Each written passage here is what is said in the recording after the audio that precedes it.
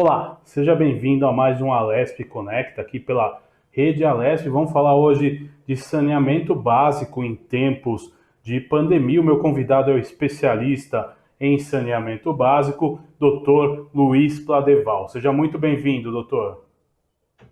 Eu que agradeço o convite e é um tema muito importante aí para a nossa população. Pois é, doutor, em tempos de pandemia se fala muito, né, do saneamento básico. As questões sanitárias, elas são importantíssimas nessa hora. A falta de condição sanitária, ela pode fazer com que o vírus propague muito mais? Então, a propagação do vírus, ele está ligado à higiene. E saneamento é o que nós temos aí para suprir a população de água potável que permita que ela faça a sua higiene. Infelizmente, ainda no Brasil, nós temos uma parcela significativa da população sem acesso à água potável encanada na sua residência. E, além disso, existem sistemas pelo Brasil que têm uma intermitência no fornecimento. Então, se a gente não consegue suprir, se os sistemas não conseguem suprir a água potável com qualidade para os cidadãos brasileiros, nós vamos acabar incorrendo aí numa dificuldade de fazer higiene. E com a falta de higiene, o vírus se propaga muito mais rápido. Então, a recomendação da Organização Mundial da Saúde é que se mantenha sempre as mãos limpas, né?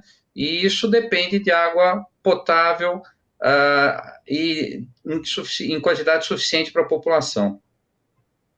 Agora, doutor Luiz, é provável que diante desse cenário, né, as regiões aí que têm menos condições sanitárias, como as periferias, as comunidades, elas podem ter um maior impacto da propagação desse vírus? Com certeza, em função da falta de acesso, né, e principalmente nas periferias, a dificuldade de abastecer a população é maior. E com isso, a população não consegue é, utilizar a água como deveria, ou seja, manter as mãos constantemente lavadas, né, porque é onde o vírus tem o contato com o rosto e com as demais partes da face, que permite, tanto nos olhos, nariz e boca, que o vírus entre no organismo dos cidadãos. Agora, doutor, é importante também a gente abordar nesse momento qual que é o cenário do saneamento básico no nosso país, e aí a gente pode fazer uma analogia também com o estado de São Paulo, que é o nosso foco. Então, o cenário no país realmente é ruim. Nós temos em torno de 35 milhões de habitantes que ainda não têm água potável nas suas residências, acesso, não tem sequer uma tubulação que chegue em sua residência com água potável. Além disso, boa parte da população, como eu disse anteriormente, tem uma intermitência. Há poucos meses atrás, a cidade de Guarulhos, que faz parte da região metropolitana de São Paulo, tinha intermitência de fornecimento. Só após a Sabesp ter incorporado o sistema é que está havendo uma regularização. Mas o fato é que São Paulo tem uma diferença em relação ao resto do país, que São Paulo tem uma cobertura muito melhor que o resto do Brasil.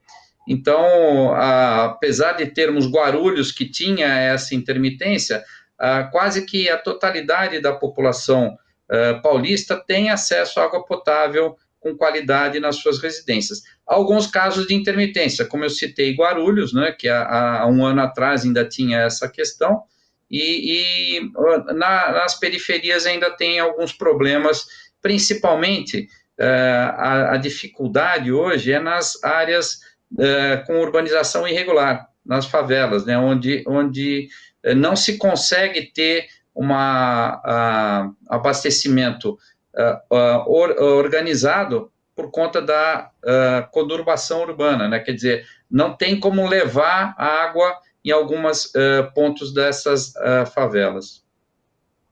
Agora, doutor, é importante também a gente entrar nesse assunto. Então, por exemplo, né, temos aqui no estado de São Paulo a Sabesp, que é uma grande companhia, né? Agora, os municípios do estado, por exemplo, que não têm, né, a gestão de água e esgoto pela Sabesp, eles têm deficiência do saneamento básico ou aqui no estado de São Paulo, em sua maioria, o tratamento tanto do esgoto quanto da água é feito com excelência? Então, a realidade de São Paulo em relação ao Brasil é diferenciada. O estado de São Paulo teve alguns programas, até liderados pela Secretaria de Recursos Hídricos, onde houve uma preocupação das gestões anteriores de dar subsídios aos municípios, mesmo que não são operados pela Sabesp, em condições de fazerem os seus projetos nos tratamentos de esgoto e também financiamento, muitas vezes a fundo perdido, para a implantação das estações de tratamento. Ou seja, o estado de São Paulo, ele, comparado com o resto do país, ele está muito à frente no saneamento. Só que a realidade no norte e nordeste realmente é muito ruim, porque na maioria dos sistemas de abastecimento de água, as perdas de água são altíssimas. Tem casos no norte onde se atinge índices de 50%, 60% de perdas da água no sistema de distribuição, e que é um absurdo, né? Nenhum negócio, nenhuma indústria produz 100 para perder 60, 70. Quer dizer, com isso, o investimento em produção é altíssimo e não consegue-se o objetivo, que é atender com qualidade a população. Então, tanto em termos de abastecimento de água, coleta e tratamento de esgoto, São Paulo, o estado de São Paulo, ele é diferenciado. Tem muita coisa para fazer, a gente pode olhar aí para o programa que o governador Dória está insistindo na despoluição do Rio Pinheiros, tem muita coisa para fazer, principalmente nas áreas com urbanização irregular, né, onde o ordenamento urbano não permite uma coleta formal dos esgotos, e muito menos levar água com o hidrômetro organizado para cada residência. Isso, de alguma forma, está mudando, porque a Sabesp tem investido bastante nisso, né? Este programa, o novo Rio Pinheiros, que está em andamento, está fazendo esse trabalho, principalmente na bacia do Rio Pinheiros, e que provavelmente será adotada em outras regiões da grande São Paulo, que tem essas dificuldades que se encontra hoje nas áreas não urbanizadas. Agora, doutor, é importante também que eu pergunte como mudar esse cenário no nosso país. A gente sabe que é carente de investimento, a área de saneamento, a gente sabe que também é uma questão educacional da população, né? Aprender a ter os bons modos de higiene, mas como nós podemos mudar isso? Eu tenho algumas teorias, né? Eu acho que primeiro a gente tem que trabalhar com a população carente, principalmente no ensino fundamental, trazendo a consciência do meio ambiente e da importância da higiene, tratamento de água, tratamento de esgoto e tudo isso ligado ao meio ambiente. A gente sabe que isso já é de alguma forma feito, mas não se dá importância devida. Acho que se a gente tivesse um trabalho mais coordenado em termos de Brasil e que a gente insistisse nisso, a próxima geração, daqui 20 anos, teria outra consciência em relação à atual. A questão que a gente vê, jogar lixo na rua, tudo isso é base educacional. Eu acho que se a gente tiver uma população mais consciente, nós poderemos cobrar as nossas autoridades da importância disso. O outro aspecto que eu acho que é fundamental é o planejamento.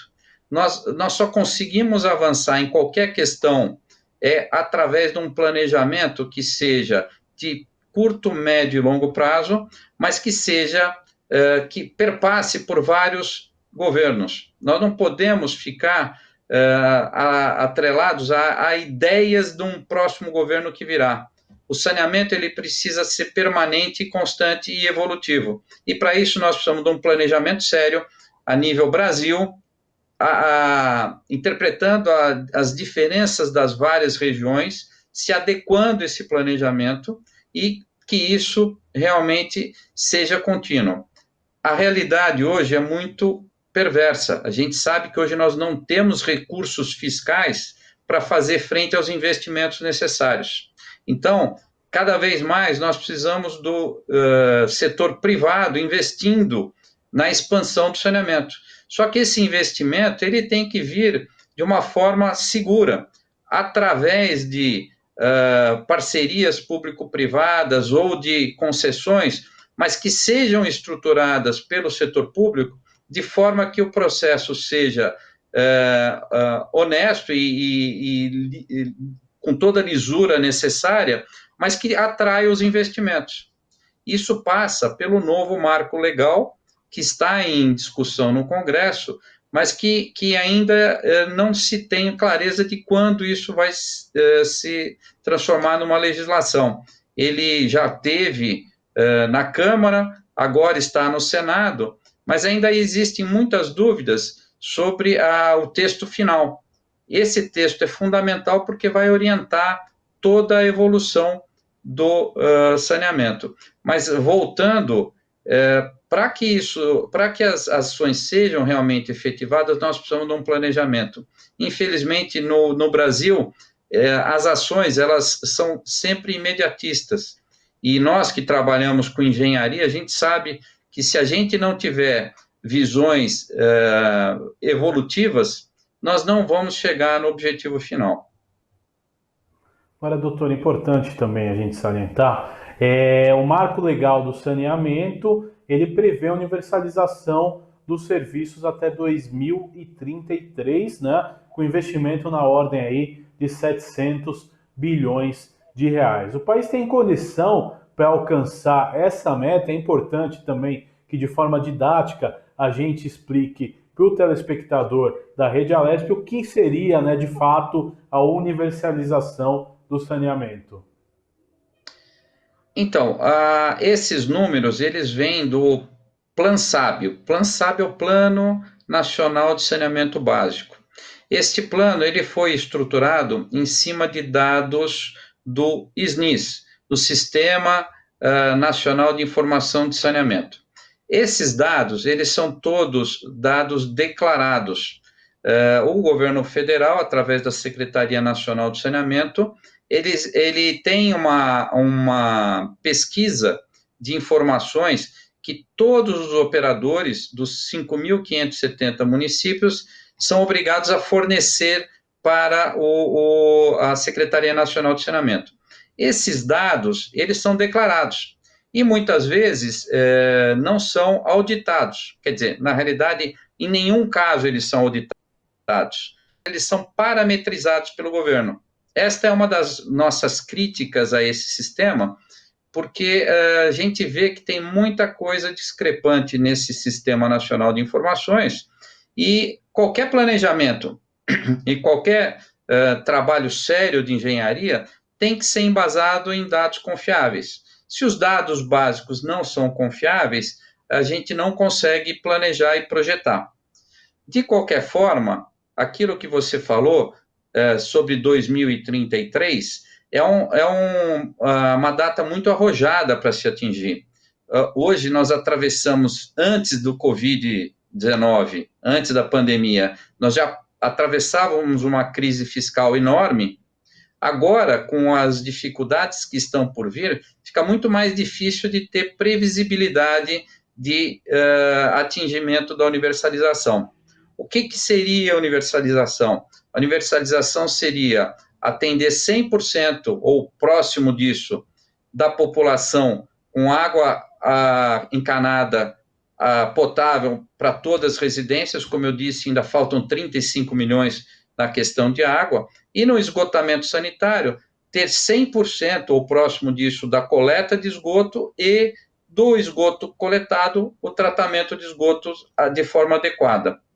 para o telespectador ter uma ideia, hoje 100 milhões, ou seja, 50% da população, não tem os seus esgotos tratados, e esses esgotos estão indo em natura para os mananciais, ou seja, poluindo fontes futuras de abastecimento de água. Então, eu não acredito na universalização em 2033, por quê?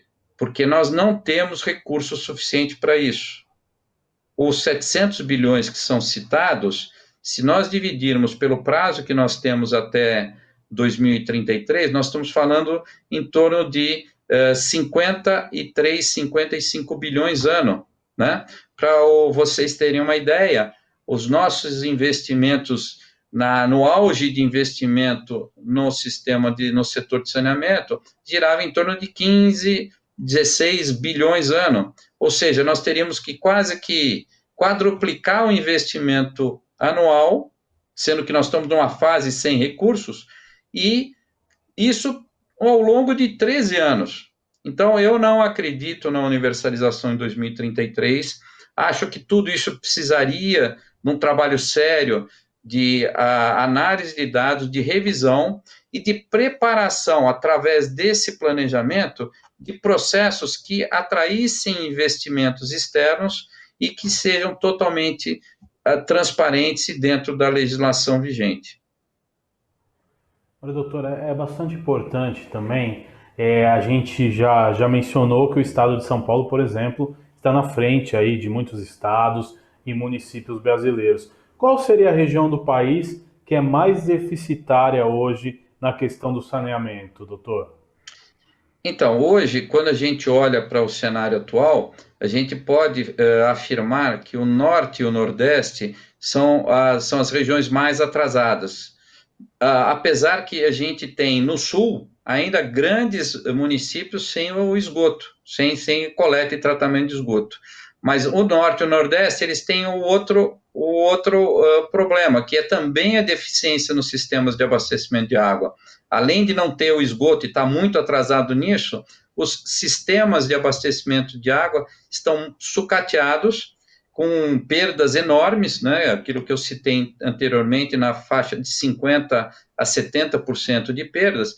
Então, o que nós precisamos fazer? Nós precisamos requalificar todo o sistema de saneamento no que se tem hoje de abastecimento de água e atrair investimentos para que se faça as obras necessárias para a coleta e tratamento de esgoto.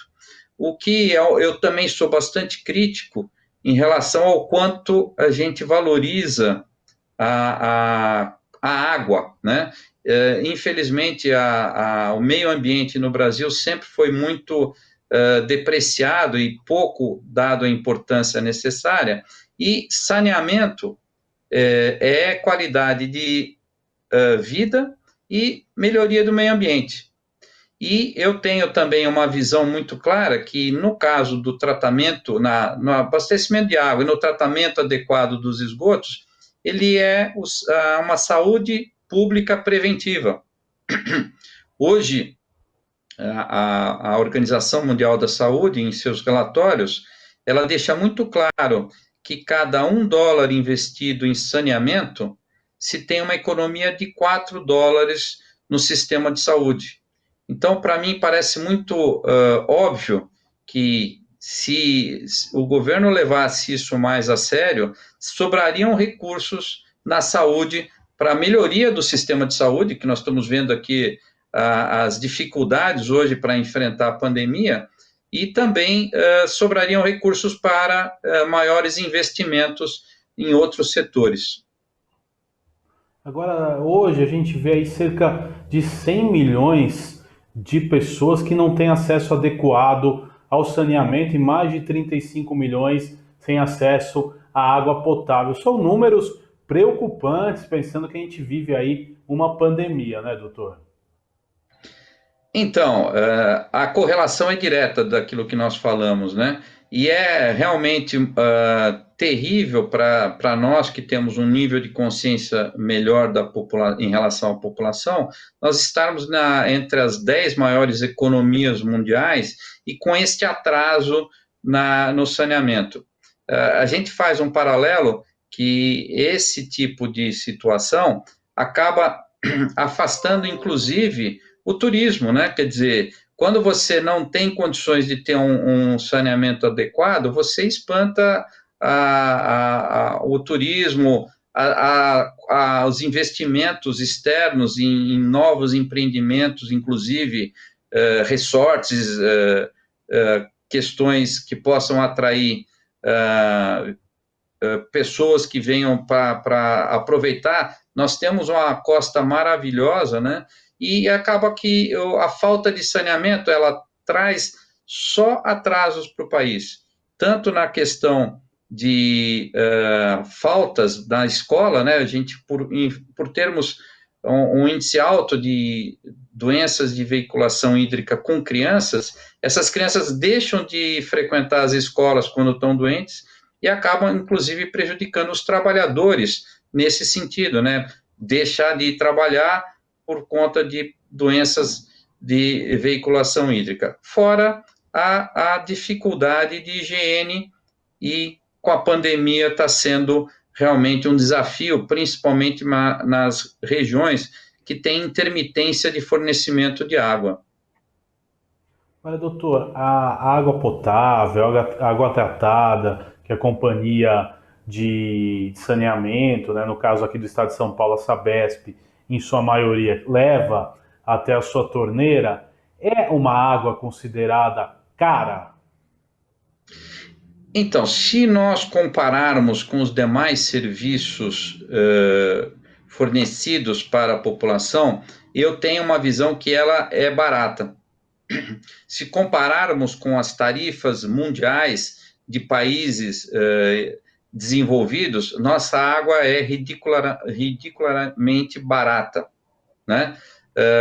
Eu não faço apologia que tem que se aumentar o custo, né? Mas eu acredito que a gente deveria ter uma remuneração que pudesse fazer frente a todos os investimentos necessários e aos custos operacionais. Do outro lado, eu vejo que os operadores têm a obrigação de melhorar a qualidade do serviço. Quer dizer, não adianta você elevar a tarifa e continuar pagando por inoperância adequada do sistema. A questão da perda de água é um desafio enorme, porque no caso, por exemplo, da região metropolitana de São Paulo, nós temos tubulações com mais de 100 anos operando. Então, o custo para trocar as tubulações antigas é altíssimo. Só que nós precisamos fazer esse trabalho, essa lição de casa precisa ser feita, não só em São Paulo, mas no país como um todo. Então, por que existem vazamentos grandes e perdas grandes no norte e nordeste? Porque nem sequer os operadores conhecem onde estão as tubulações e quais as tubulações que estão operando. Como é que você consegue operar um sistema que você praticamente não conhece? Então, eu acredito que o custo da água hoje, sim, no meu entendimento, é barato, mas ele deveria ser calculado com tarifas justas que remunerassem toda a necessidade do sistema, né? Tanto água como esgoto. Então, o custo para implantar todo o sistema de coleta de esgoto, custo para implantar todo o tratamento e o custo para que se opere tudo isso direito, até inclusive a renovação das tubulações antigas. São Paulo tem uma tarifa que não é barata, mas hoje a gente vê que tem resultados, a Sabesp está fazendo os investimentos necessários e nós temos a agência reguladora que cobra tudo isso, né? Então, as agências reguladoras são os olhos da população para que os investimentos sejam aplicados adequadamente e que se cumpram os planejamentos plurianuais, né? Quer dizer, a Sabesp é obrigada a fornecer um planejamento para os próximos 5 anos para dizer aonde ela vai investir todo o dinheiro que ela vai arrecadar ao longo desse período. Agora, doutor Luiz, é importante que a gente também, eu faço outra pergunta na mesma linha. A água que chega na torneira da população do estado de São Paulo, ela é pronta para beber? É aquela água potável mesmo? Então, isso é uma questão que é controversa, mas eu acredito que a água que chega na entrada das residências, ela é potável. O que ocorre é que a garantia de se tomar uma água dentro, por exemplo, de um condomínio de prédios, ela fica atrelada à qualidade da manutenção que é dada dentro desses prédios, né? A recomendação é que se lave caixa d'água a cada 6 meses. Eu duvido que as populações nas suas residências façam isso, né? Então, é preocupante você tomar diretamente em função da tua manutenção. Se você é uma pessoa consciente e faz a manutenção adequada, ok. Os edifícios de condomínios, teoricamente, o síndico tem a obrigação de zelar por isso, né?